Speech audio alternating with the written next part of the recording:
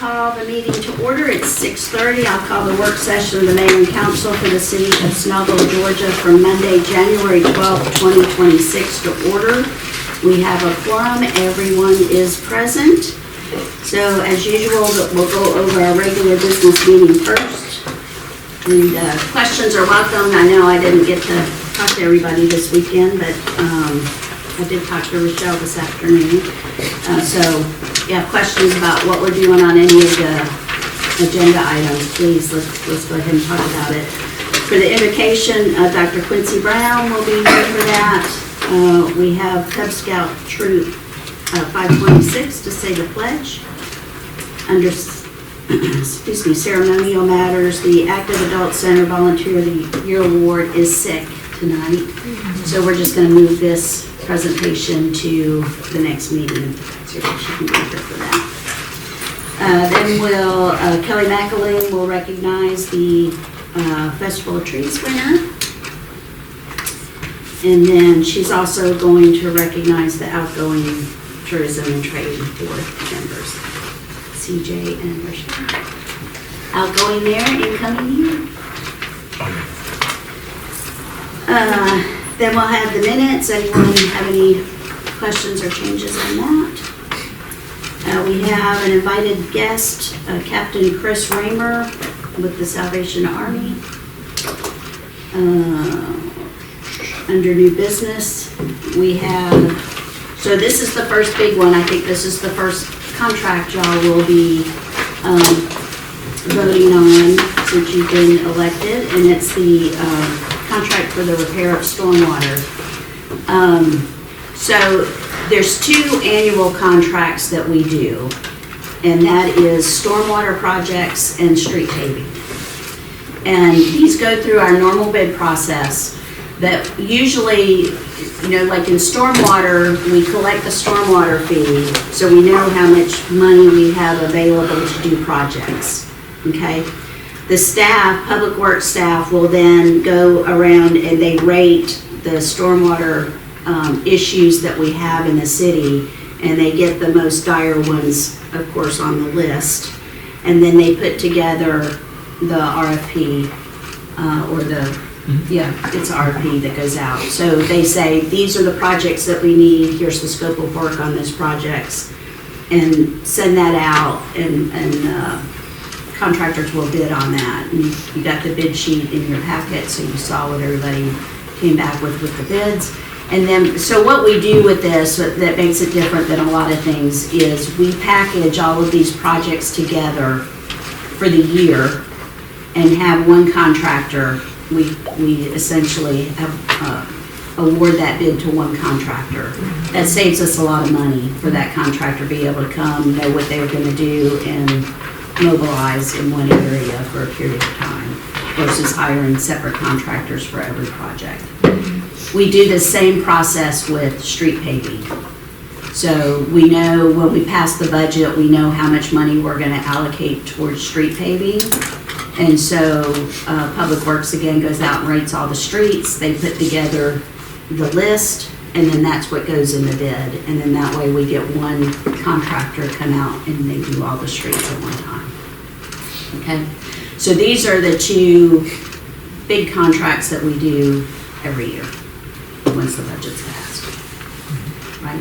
So any questions on the process or?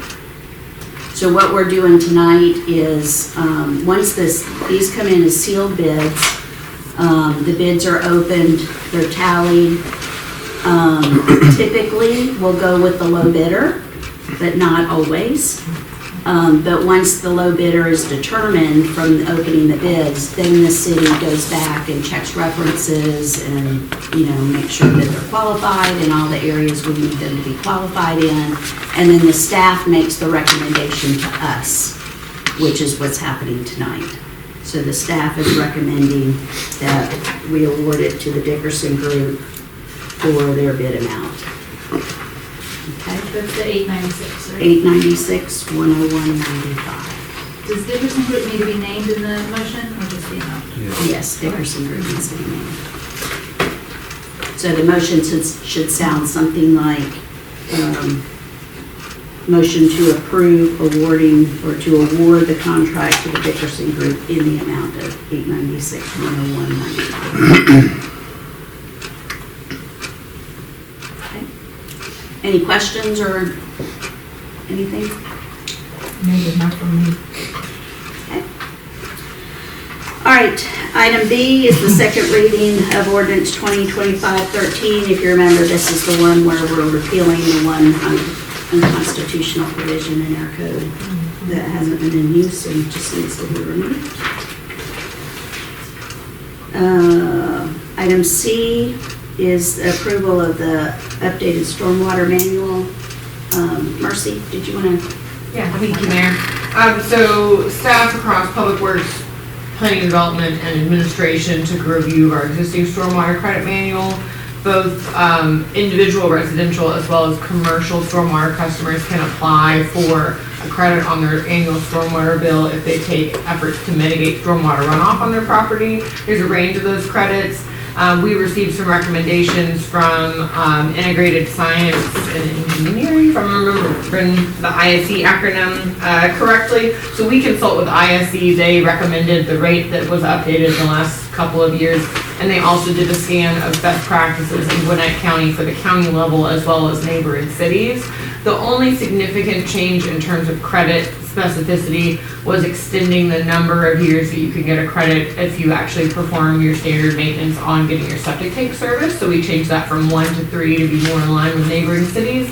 The bulk of the other changes were more just streamlining the application process, making the packet a little more visual. We'll be making this available online following council action and trying to make the process a little bit easier for everybody. My one question is, I noticed that, and you could probably elaborate, I noticed that the previous stormwater manual was dated 2009. Is there a process, if needed, to make sure that we stay current? Because that's several years before we touch that. Would that be true? That we haven't touched that since 2009? We don't. That is true. Yes. We don't have a hard and fast rule since there's such a wide variety within different types of policy. But we are working to consolidate information as we've done several policy updates in the last couple of years, and had more capacity to take a review back on those. Some of them are as needed. We realize something's not working for staff or doesn't align, and we update those. And then others we do want to bake in more of a regular review. Let's go take a look at it, make sure it's still serving us. Okay. All right. So we're working on that so we can start paying attention and touch bases on things to make sure we're serving as well. That's what you're saying. Perfect. Thank you.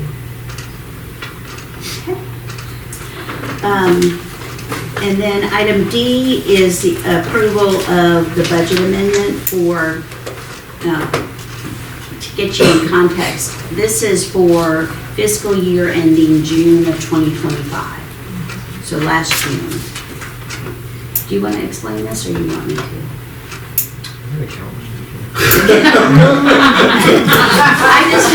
I just have a very dim view of this. I was talking to Michelle this afternoon. So let me get that out first. Doing this step every year drives me crazy because I just think it's pointless. But as with a lot of things in tax law, it just doesn't really make any sense, but it's the law, so we have to do it. Okay? So I want to start you off on that basis. Okay?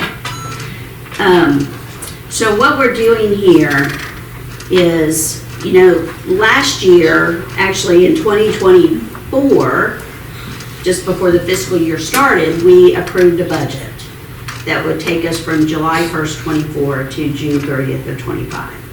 Okay?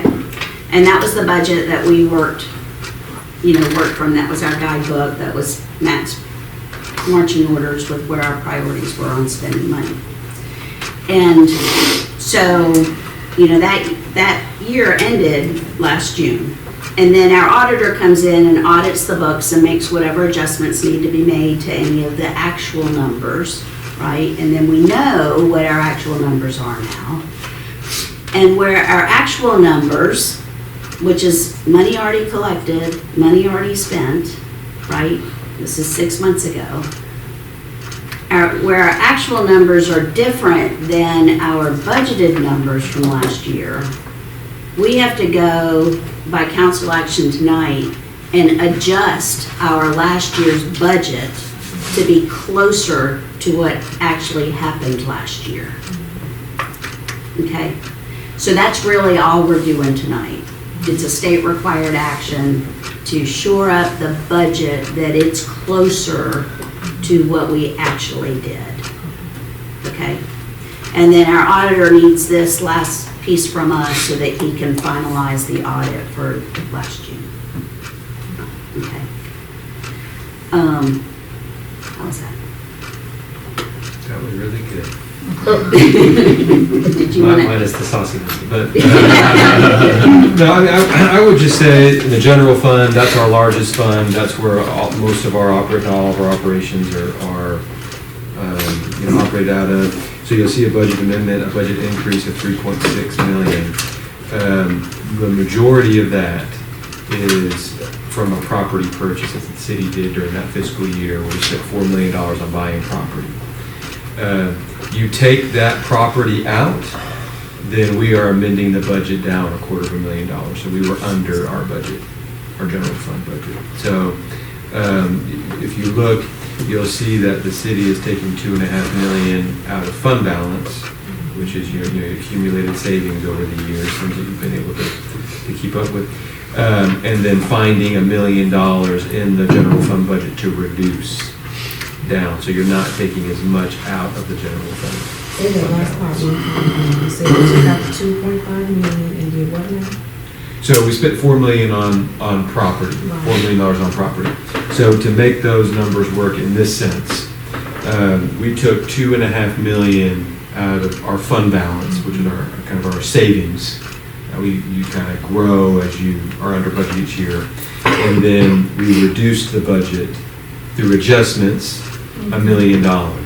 So that's why you're only taking $2.5 million from fund balance and not 3.5 to 4 to pay for that project. So, and then the other ones are just all of our other funds that we have, and just the various adjustments to get us to compliance. There. But as Barbara, or as the mayor already mentioned, this is money that's been spent. You look at these budget amendments, and a budget is our best guess. So there's a litany of reasons why we collected more revenue in some accounts than we thought we would, and we spent more in some accounts, or we spent less in some accounts than we thought we would. Some of those things are hard to predict, but when we look at the actuals, what we'll do as staff is we'll look at, what the actual was last year, and if we need to raise the budget in order to meet a certain need. So let me just give you an example, and I don't mean to pick on the police department, but it's an example in my mind. Their building is aging. It is, as all buildings do, so it's more expensive to maintain. And so in the FY25 budget, we budgeted $40,000 to maintain their building. Well, they ended up spending close to 75 to 80. A lot of it was HVAC, repairs and service and things that got older. Well, we looked at that and said, well, in FY26 budget, we're going to raise that budget, because those are budget expenses that aren't going to go away. Your HVAC is only going to get more wear and tear and more replacement, more service calls, all that sort of thing. So let's raise. So you use these actuals to make adjustments in the budget. Sometimes you need to see a couple years of some actuals to really determine, do we need to change the actual line item, or do we have a few one-off things that are causing our account to be inflated? So for instance, we just paid $400,000 to repair our roof, to replace our roof, right? Well, that's not an expense that is going to be built into our annual maintenance costs in the building. That's a one-time, hopefully for the next 25 to 30 years, we're not touching that roof. But we may have other expenses that are more routine expenses that we use to maintain our building. So as you look at the things, you may think, man, we're really off on a lot of stuff. Well, some stuff there's a little more art than science to making adjustments. Sometimes you're adjusting things to make the overall department be where it needs to be, because that's what the state requires, and you're reducing and adding to make that work. But the Reader's Digest version is, this is standard procedure for any city. Budget amendments are commonplace. We're not on any shaky financial ground. So when you see the red in parentheses, that's a reduction. That doesn't mean that there's a problem. The money's been spent, but we're going back now as a part of the audit process to recognize that and be in compliance with the requirements of the state. And we will use whatever we can from that, glean whatever information we can, and make adjustments in line items as we go forward in our budgets in the subsequent years. That's all I was going to say. Questions? So I believe like usually service costs is probably one of the hardest things to kind of adjust to with inflation because, like I said, the cost of service might be $10,000 as the country adjusts for inflation. Now they want to charge you $16,000 for that same service to put on that same, or to fix that same HVAC. So have you all been able to kind of catch that a little bit for this budget to kind of adjust for? Is that kind of one of those things that's going to be too hard? So probably in forward next year, it might be a little bit off more based off trying to, catch up with the inflation costs and the specific areas that might cause that. Yeah, so to your question, when we get, a notice usually from a vendor that they're going to increase their price, we'll usually shop that around before we accept that price. Sometimes we have to just accept it because they're still, even with the price increase, they're cheaper than if we went to somebody else. Sometimes we change, vendors, because we're looking for cost savings. So some of that is brought to us. When it comes to the individual service calls, those are hard to predict. Sometimes we don't know how often the chiller is going to have a problem. Hopefully not too often because we replaced it a few years ago. But sometimes you have more problems than expected. And so you're making service calls more than you thought. So sometimes we can, I guess the question is, sometimes we can and sometimes we can't. But we do the best we can to spend the money wisely. There. I gotta add one thing too, on the revenue side, just an example, or something in the planning department that we see that moves up a lot each year, because it's based on development too, so we could have one major development hit on either side of the fiscal year, and it could throw it all off, or it could be, this is one of those art kind of things, like you see how many permits you're issuing, what the rezonings were, and then you kind of just got to guess, are they going to be there next year? Are they going to be under construction? You're talking about major dollars for commercial permits too. This one up in Rosebud was $225,000. So that might be there this year, most likely won't be there next year. So those goalposts move a lot, and it's really hard. You can get within 20%, usually pretty good.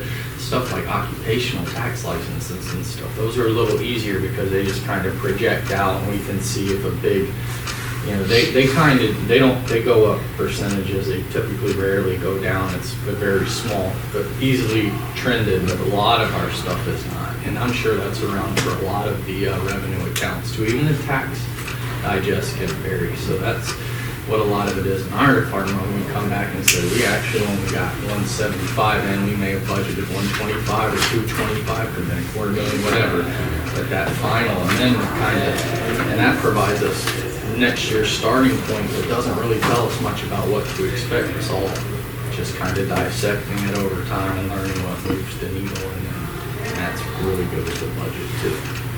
We do our best to be as accurate as we can, and that's what I can tell you. Sometimes we can't be accurate. Sometimes we things surprise us. Planning is an area where it can be way off, and you'll see a line item consulting. I think there was an adjustment in that for this year.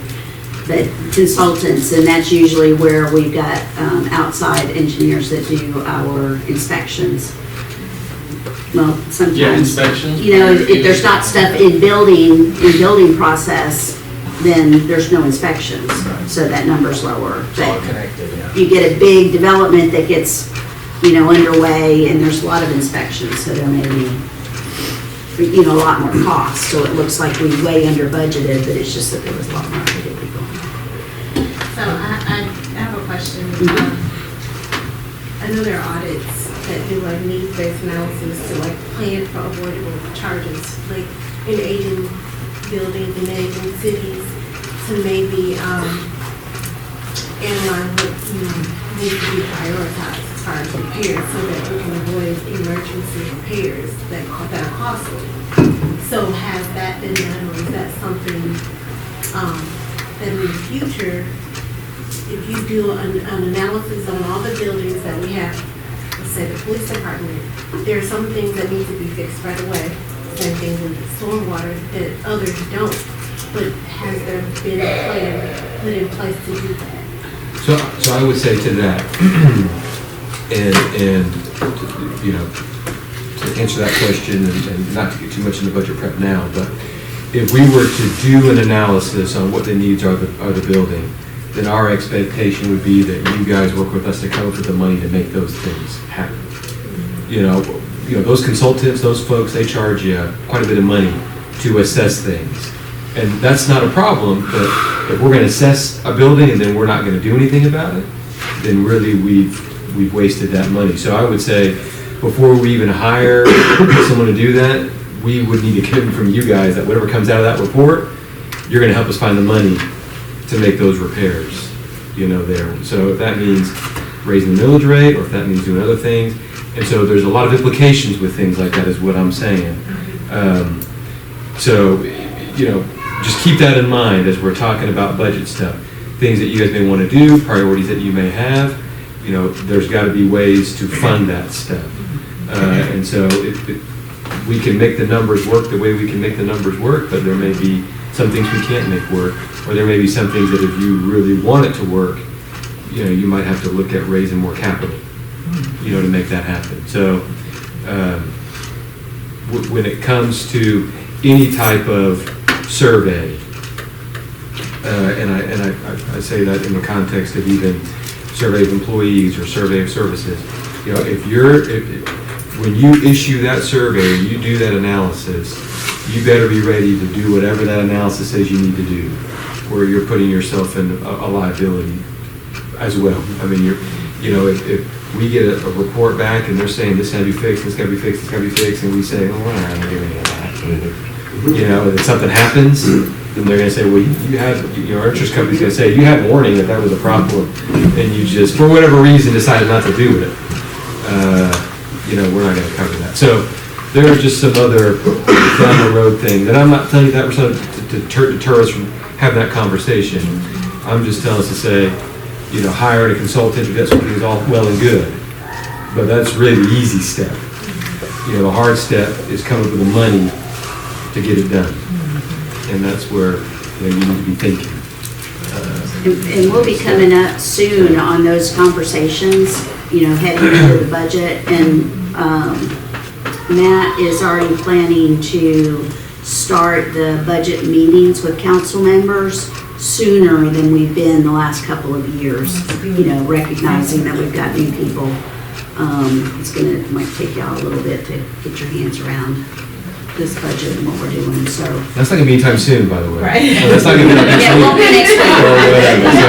No. We're Manage some talking like expectations here. I'm talking more like late February, early March type stuff. You got to give us a little time to compile some information. Yeah, but really, the first night or the work session that we have for the retreat, the January 22nd meeting, the department heads will come in with their reports, and they'll let us know what they did last year, and then what kind of the direction they're headed this year, this coming year, and then if they've got any budgetary needs.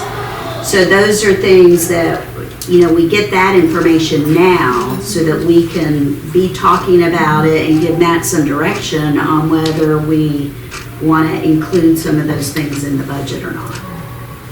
Okay. I have a question regarding, so like you were saying, this is money that's already been spent, and you had to move things around. I see that group insurance went down like in most of everybody's department. Why was that? It was the rates, was it? So when we budget as if everyone's going to be on the most expensive plan. Mm-hmm. So we have the money, it's set aside for that. Mm-hmm. Some folks take that, and usually the most expensive plan is your family plan, where you've got employee and their spouse and their children. Mm-hmm. Some people take that plan, some people don't. But we budget conservatively as if they are going to take that. People move, change jobs. So someone who was on a single employee plan may leave the city and that person may be replaced with someone on the family plan. And so we just can't do that. So we budget as if, conservatively, as if it's going to be the most expensive, as if everyone had the most expensive plan for the whole year. Right, and then I noticed that the parking deck repair maintenance went to zero. Did we not spend any money, it went to zero? Can you explain that? Not off the top of my head, no. On any specific changes as far as what the actual was compared to what we budgeted, I would say, let's meet with Matt about that Okay. separately, because it's a little bit separate than what we need to do tonight. As far as tonight's action, is just to get the budget amount in line so that we can get that approval done, so that we can finish the audit. And then any specific questions that you've got on that, we can get into some details. Thank you. Because I thought there was some money spent on that. I do have one question about SPLOST 2023 and the audit. I know we had like a violation of spending some dollars on the SPLOST. I see we have SPLOST 2023 on here. Is that tied in? Because I know we're supposed to pay that money back. No? We're good? Yeah, Can you speak to that? Or later? Can you talk about it later? Yeah, we can talk about it. Okay, we'll talk about it But later. we cleared it. Okay, so we cleared it. I'll just put a follow up with that too. Thank you. All right, so that takes us through the regular meeting, so let's get to the work session. Any correspondence?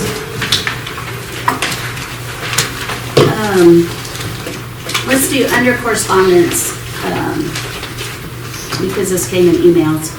The Gwinnett County Chamber has an annual dinner every year, and that's coming up the 1st of February. We call it the Gwinnett Prom. It is, it's just like a prom. Everybody gets all dressed up and you go. It's black tie optional. So this is, it's just a really nice dinner.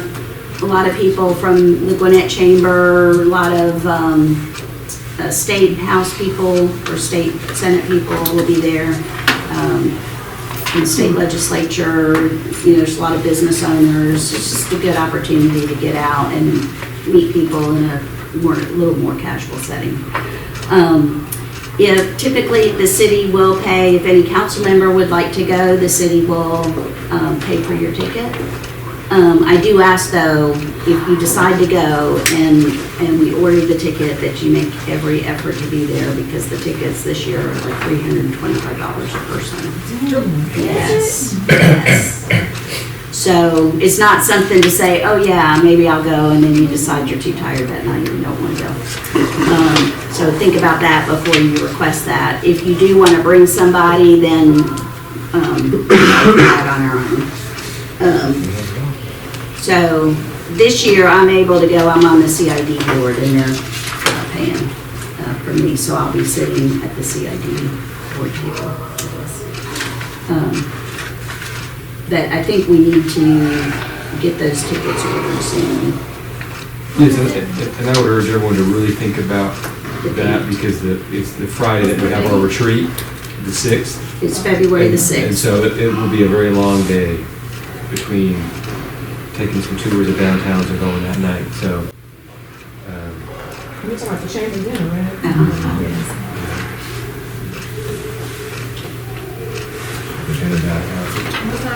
The dinner is at Gas South District. Okay.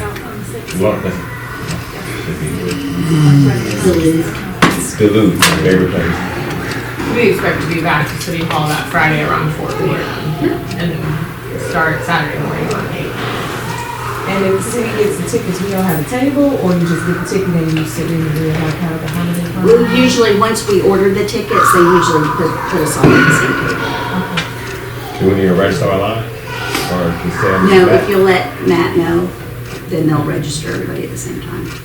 That way they can get everybody sitting together. That's good. So if you'll let him know, probably by like Wednesday or Thursday this week, I'm just gonna confirm right now. Put it on my calendar. Yeah, there's, because I don't know if they've ever sold out, but they're getting to the point where they are getting close. It's still formal, right? It's formal, black tie optional. Shellfish. Oh, You dress better than one bag? I'll bring some in my purse for you. I got You need to have an EpiPen. That was terrible. You need to have an EpiPen, I'm serious. No worries, we'll have one on deck for you. Yeah, you got a whole lot of moms Yeah. now. Yeah, they It's usually myself. have, some beef and, yeah, sometimes I think they throw, but you can do a special request. Okay. But he's Yeah. airborne. Yeah, I'm airborne. So that's the Yeah, problem. yeah. Before you So the get person there. walked No, past it's him and he had it. Yeah, I'll take it before I get Use it here. next week. Sorry to get off track. Some things worth it. Yeah. Not so worth Don't put that on me, CJ. Great. it. Make sure for you. It won't work. We'll do the buddy system. All right, thank you. Yes, the buddy system. We'll just point out where the nearest CVS is and you can call yourself down there. and get what you No, we need. got you. Don't worry. We'll Uber you to the CVS. That's all fine. No, you worry about it, we got you. Yeah, you guys can also, email me and you can copy your Gmail.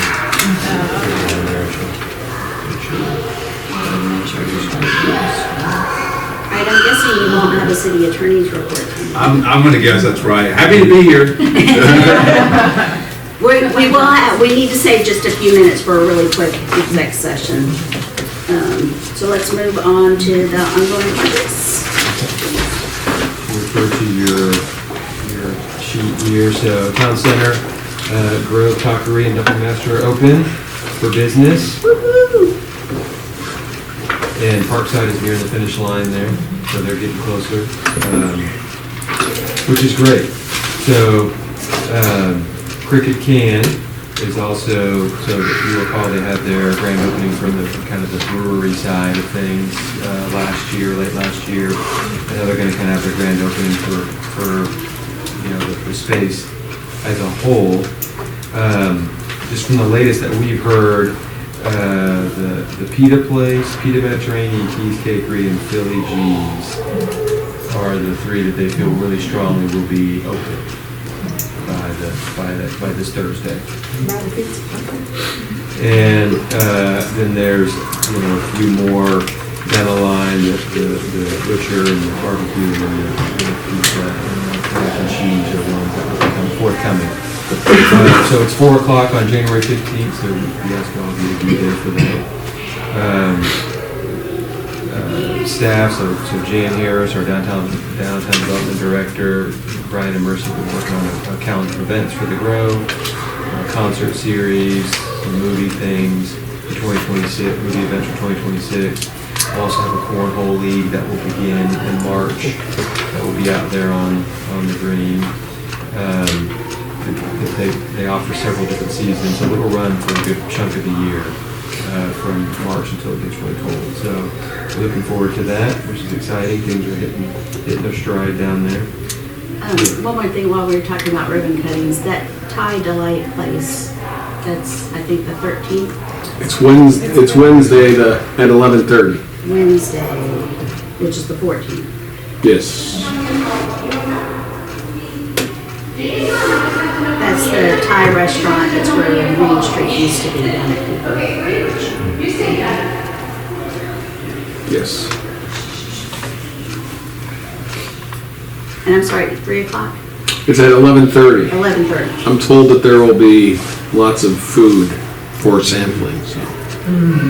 11:30 Wednesday. Yes, ma'am. Thank you so much. Okay, sorry. And then under city business cleanup, so we published the invitation to bid online for a new sanitation hauler. There, the mandatory pre-bid meeting is on January 15th here at City Hall. The reason why we emphasize the mandatory side, if haulers do not come to that meeting, they're able to submit a bid to us for that. So we'll keep you all posted as that progresses. Nothing to talk about under zoning guidelines or package sales. Briscoe Park, the community center, the contractor is preparing to pour the slab for the offices and restrooms this coming week, which is great. And then after that slab is poured, they've got the steel ordered and the and the erection company on board, so they'll start seeing things come out of the ground, framing wise, in the next couple of weeks, which will be great. Excuse me. You said nothing to report on the package sales. There is no update on what's going on with the current status of the litigation. We have to wait on. I don't think there's anything from what we said last time. No, the status was we had, they took depositions in December, and we were looking for a hearing date. And the plaintiff didn't agree with any of the hearing dates that were available. And now the legislative session is starting, and the attorney is a state rep, or state rep. So he gets a legislative exemption and can put off any kind of court hearings until after the session. How much is costing us, or is something we have to talk about? How much is it costing us to see in this litigation? Well, for right now, it's not costing us anything because there's nothing going on. I mean, but this has been a lawsuit for how many years? I don't know. I'm sorry. I'm sorry. I'm your attorney. I'm looking at you. So this way. We can get all of that They can together, yeah, compile that. yeah. And then North of Wisteria, so there's only one parcel remaining for the sidewalk pour there. That's the one that's in the corner of North of Wisteria that kind of is bounded by that intersection. And then the contractor is scheduling pre-construction meetings for the asphalt. So most of the work that you've seen has been on the pavement, right? Stormwater, curb and gutter, sidewalks, lighting. Now they're going to start preparing to actually what you call mill the asphalt, which is, you basically, the first process of getting rid of the old asphalt. And then you add whatever the layers, the topping, the GAB, whatever you need, and then you start to re-pour. That's when we're going to start probably seeing a lot of traffic disruption down there at that intersection, by the way. So they're putting out what they call variable message boards, which are basically, you've seen them, they're just these big signs that the letter has changed and it kind of says, work ahead or, whatever. So there's kind of two factors that are at play there. Weather's a big one, so you got to wait for it to be dry enough and warm enough, there. But we are working on having the pre-con so that we are as up to date as we need to be preparation-wise. Now, it's not a lot of days of pouring asphalt. It's only a handful, probably 3 to 5.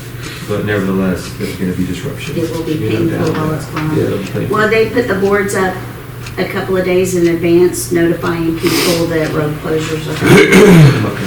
Okay, so that they can go ahead and say these Yeah, dates. so give folks plenty of time. Time to make another radio.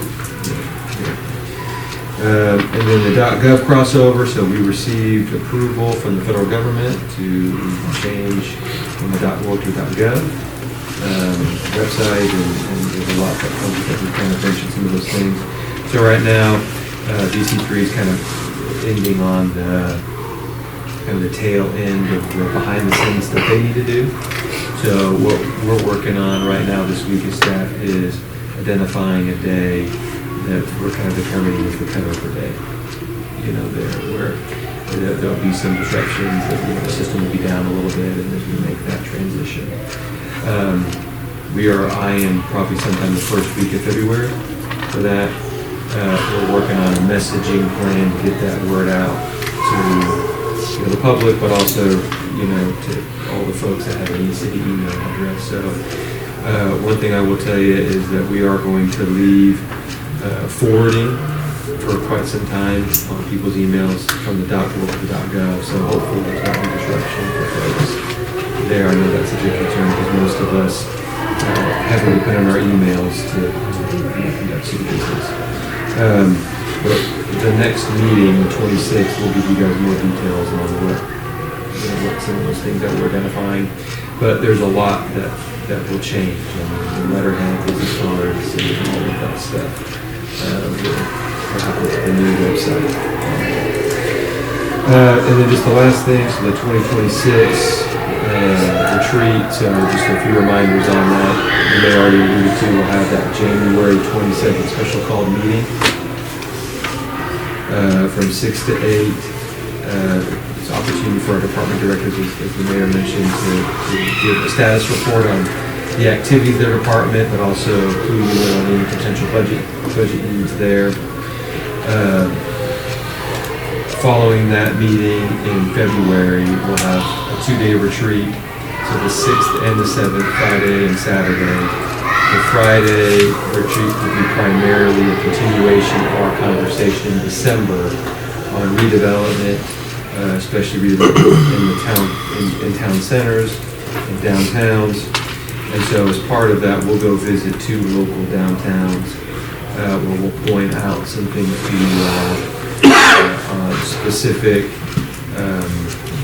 Specific urban redevelopment techniques, items.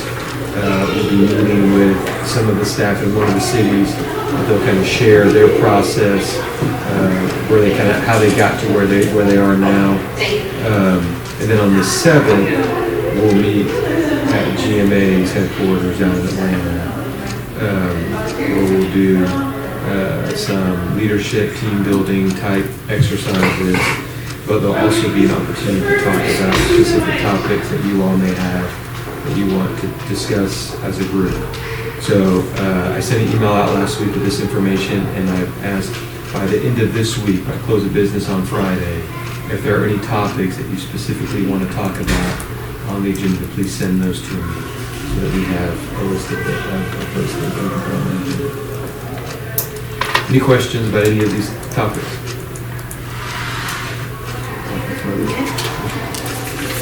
All right, and then we have one more item.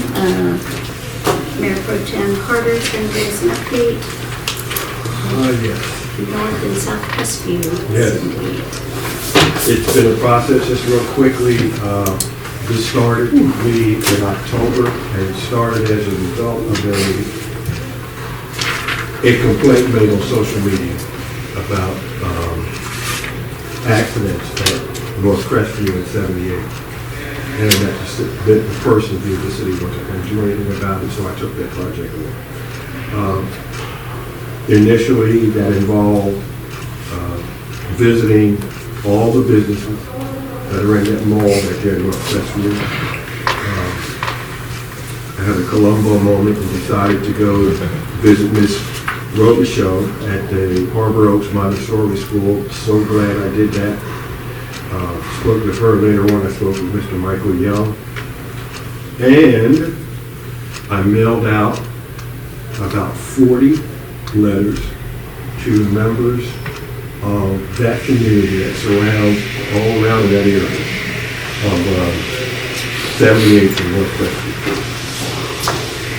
So, it's been a process where this has had to go through first the city, our police chief, lots of information from him, Gwinnett County Police, the Gwinnett County Transportation. Then they had to pass that on to Gwinnett Department of Transportation. That took months to get that all done. But last Thursday morning, I spoke with District 1 Traffic Engineer Jonathan P. concerning my request for a traffic signal at the intersection of SR 10 at Highway 78, North and South Crestview Drive. This was revealing lots of information. But first, I need to thank City Manager Matt Pepper and Planning and Development Director Jason Thompson. They gave me a lot of good information on this, blocked off time for me. We not only talked about this, but we talked about affordable housing, which I hope to get into a little bit later on. We learned a whole lot about that most of you probably are not aware of. So important, but let's get here to traffic. It seems as though, put here, don't kill the message. So we'll just have to stick to what the facts are. There's national data that indicates that adding a traffic signal to any intersection increases crashes by 30%. I had no clue about it.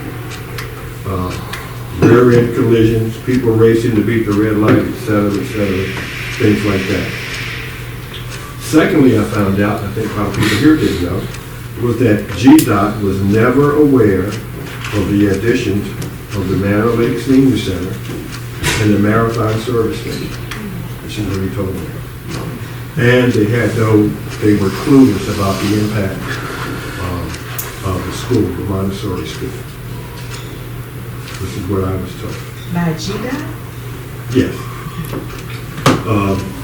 Had they been aware, an impact study would have been conducted to determine traffic impact following.